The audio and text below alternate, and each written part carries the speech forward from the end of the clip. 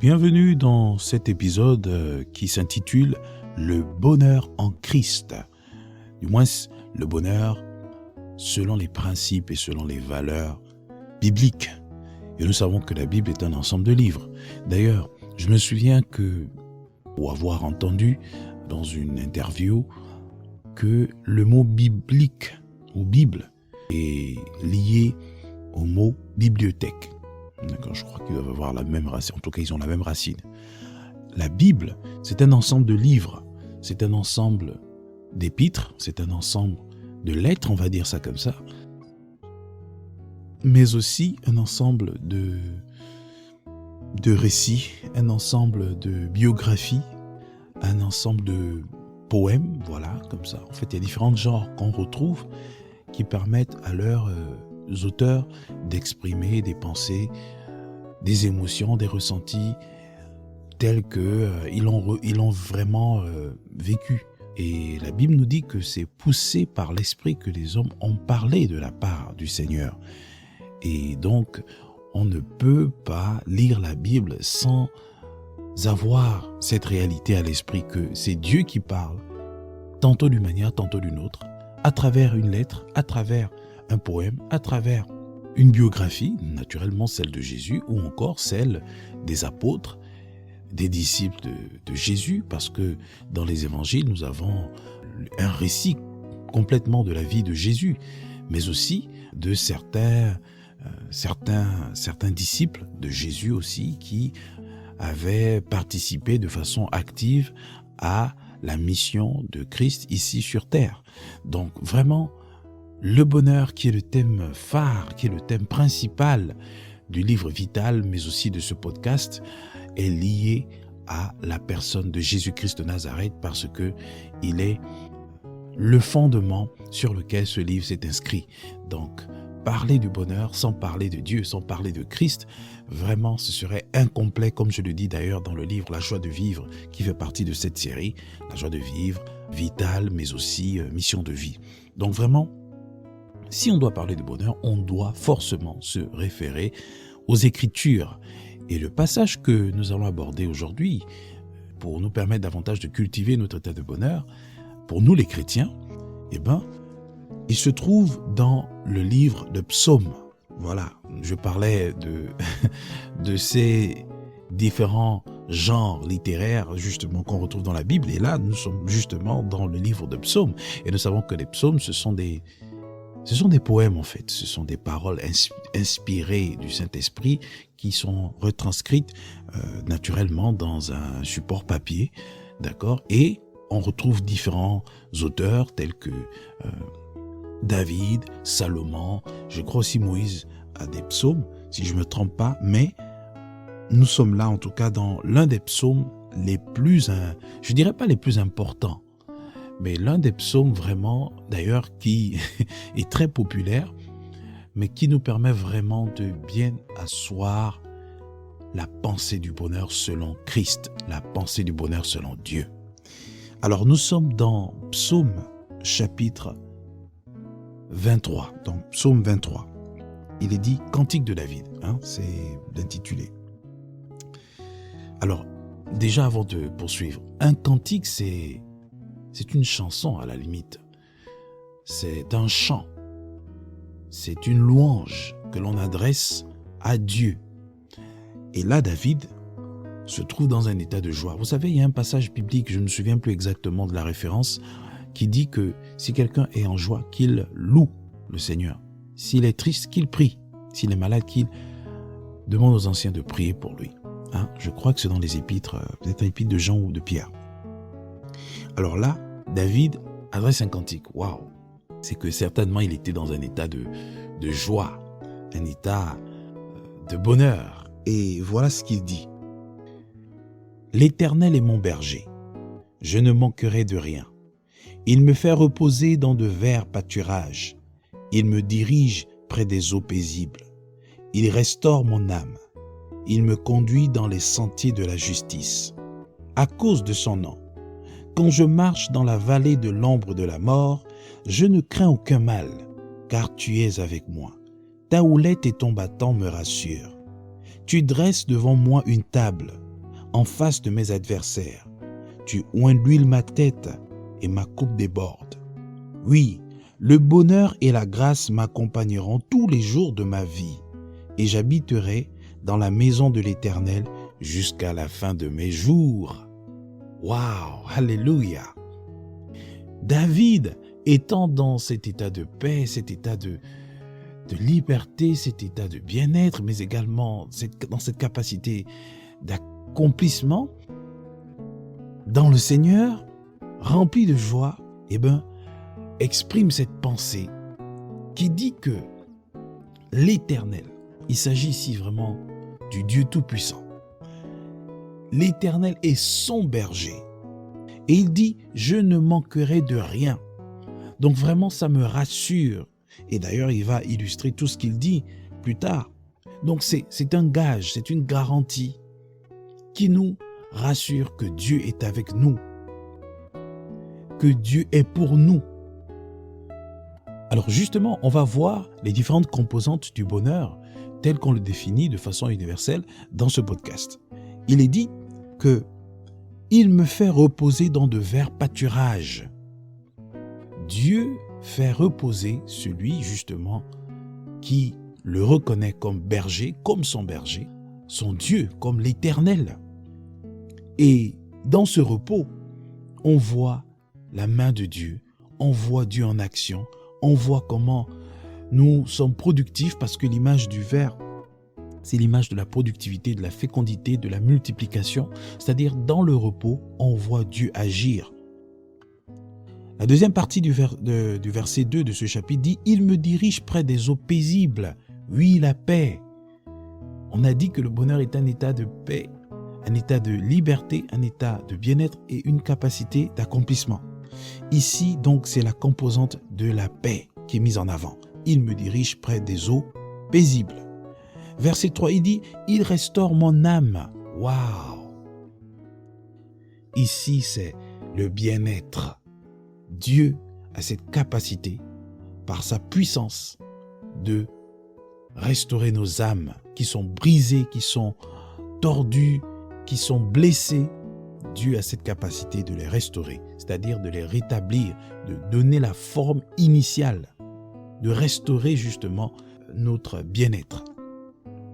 Après la suite, il dit « Il me conduit dans les sentiers de la justice. » Waouh, la justice.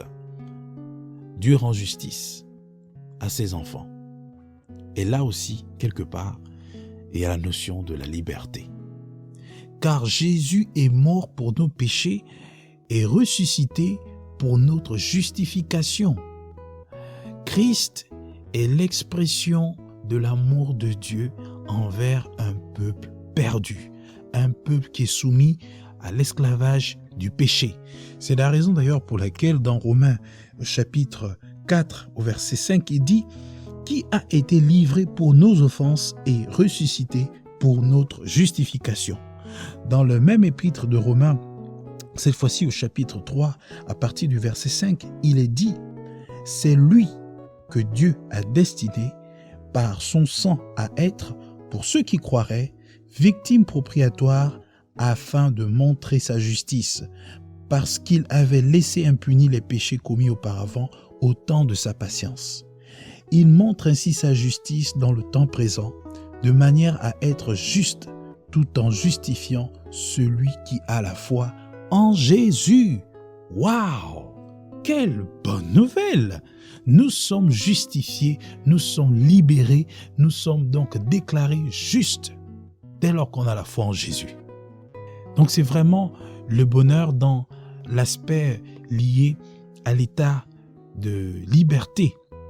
Liberté de penser, liberté de s'exprimer, liberté d'agir, liberté de se comporter selon le Seigneur.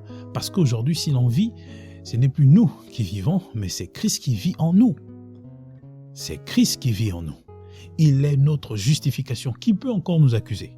Qui pourra encore nous condamner?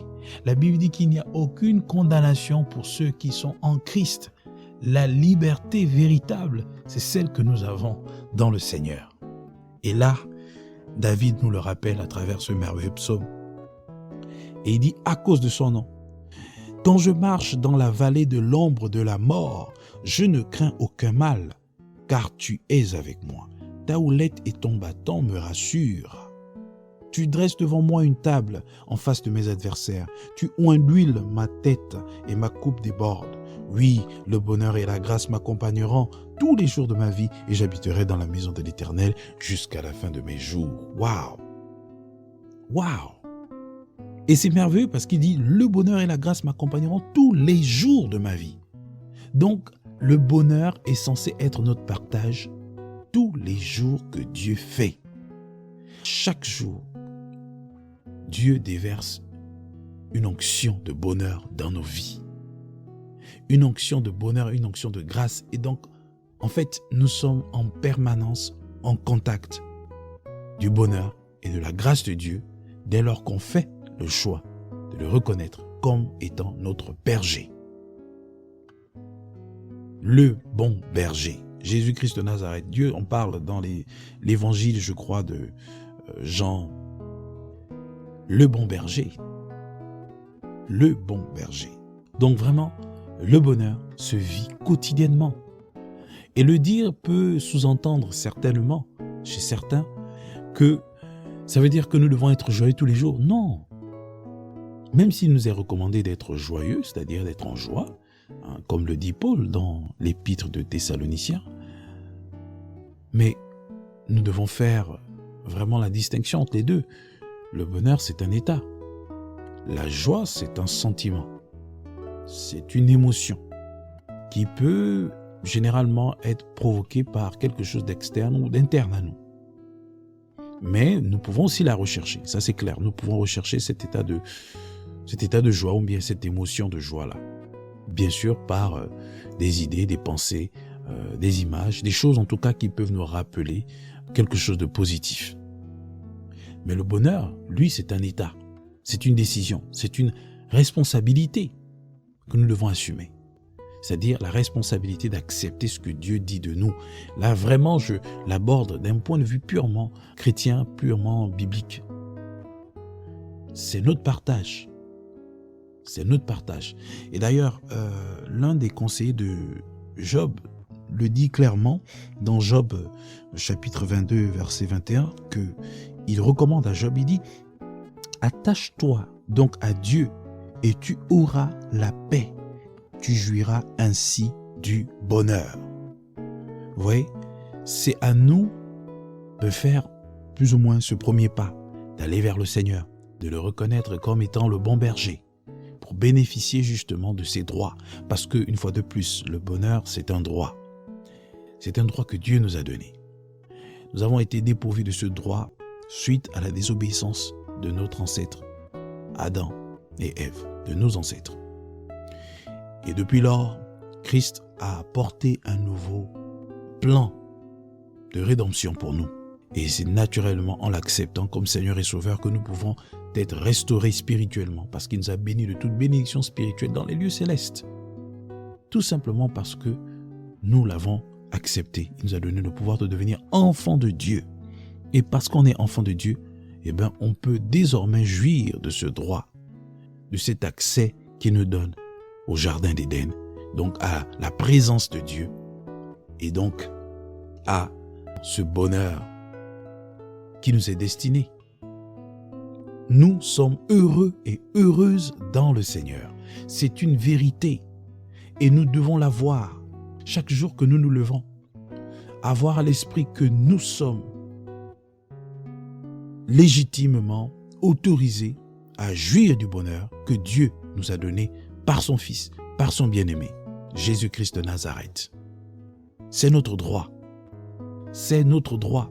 Il y a d'autres personnes qui vivent la réalité du bonheur, qui sont en paix, qui sont libres, comme je le dis souvent, qui peuvent être en bonne santé, qui peuvent se réaliser. C'est quelque chose d'universel. Il fait lever son soleil sur les bons comme sur les méchants. Mais attention, ce bonheur n'est pas sur le fondement solide, tel que nous le voyons dans Matthieu 27. Celui qui écoute la parole de Dieu, qui la met en pratique, est comme un homme qui a bâti sur le roc. Alors on doit bâtir sur le roc, car si l'Éternel ne bâtit, ceux qui travaillent en vain. Au commencement était la parole était avec Dieu, la parole était Dieu. Rien de ce qui n'a été fait sans elle. Toutes choses ont été faites par elle. En elle, il y avait la vie. En elle, il y avait la lumière des hommes. Donc la parole de Dieu est ce sur quoi nous devons bâtir notre bonheur. Donc le reconnaître comme Seigneur, le reconnaître comme l'Éternel des armées, le reconnaître comme étant le bon berger nous permet d'accéder à ce droit divinement établi pour les enfants de Dieu. Oui, c'est une bonne nouvelle. C'est la raison pour laquelle David, étant rempli de cette connaissance, dit « Oui, le bonheur et la grâce, oh là là, une faveur imméritée. Je n'ai rien fait pour, mais elle m'est accordée gratuitement. Oui, le bonheur et la grâce m'accompagneront tous les jours de ma vie et j'habiterai dans la maison de l'Éternel jusqu'à la fin de mes jours. Parce que le bonheur, la grâce, oh l'amour de Dieu, l'amour inconditionnel de Dieu m'accompagne chaque jour. Je suis obligé de demeurer dans la maison de l'Éternel, de demeurer dans la présence de l'Éternel, de demeurer dans la parole de Dieu, parce que c'est elle qui me soutient. Oh, la parole de Dieu. Les amis, c'est vraiment ce qu'il nous faut pour être de personnes heureuses, de personnes qui vivent la réalité du bonheur selon Christ. N'est-ce pas une bonne nouvelle? Waouh! Combien de fois Jésus dit heureux, heureux serez-vous, heureux serez-vous? Tout simplement parce qu'il sait que la personne qui écoute sa parole, qui la met en pratique, va expérimenter la réalité du bonheur, et ce, tous les jours de sa vie. N'est-ce pas une bonne nouvelle? Waouh! Que Dieu vous bénisse. Soyez heureux et heureuses dans le Seigneur.